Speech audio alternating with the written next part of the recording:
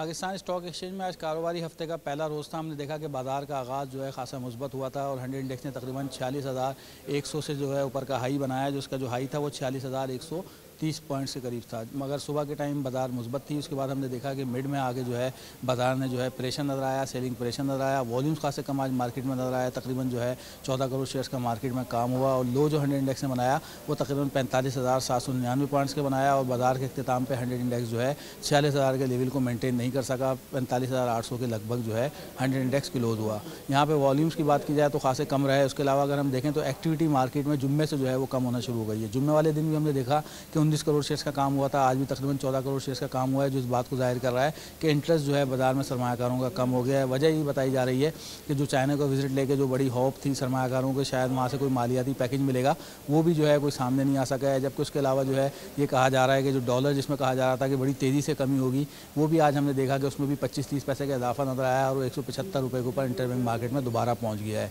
तो इन दो चीज़ों को लेकर सरमायाकार काफ़ी मार्केट में मोहताद हैं। उनका ये कहना है कि बाजार को इस वक्त पुश चाहिए और पुश के लिए उसको मुस्बत खबरें चाहिए। अगर बाजार में मुस्बत खबरें नहीं आती, मालियाती इदारों की बाइंग बाजार में नजर नहीं आती, सपोर्ट नज़र नहीं आती, तो फिर हम बाजार में उतार चढ़ाव का सिलसिला पूरे हफ्ते में देख सकते हैं। अगर मालियाती इदारों की इन लेवल्स के ऊपर बाइंग नजर आ जाती है बाजार में, तो फिर हम देखेंगे कि बाजार यहाँ से ऊपर की जानिब जा सकता है। 46,000 के लेवल को भी बाजार मेंटेन कर सकता है। बसूरत देकर हम देखेंगे कि कम वॉल्यूम में बाजार जो है वो चलती रहेगी। इसकी जो रेंज रहेगी वो तकरीबन 45,200 से 46,400-500 की जो बाजार इस रेंज में जो है तजियाकारों का ख्याल है कि इस हफ्ते पूरे बाजार घूम सकती है और चल सकती है। ना कि अगर कोई अच्छी खबर आ जाए तो फिर हम देखेंगे कि बाजार यहाँ से बड़ी तेज़ी से ऊपर जा सकती है।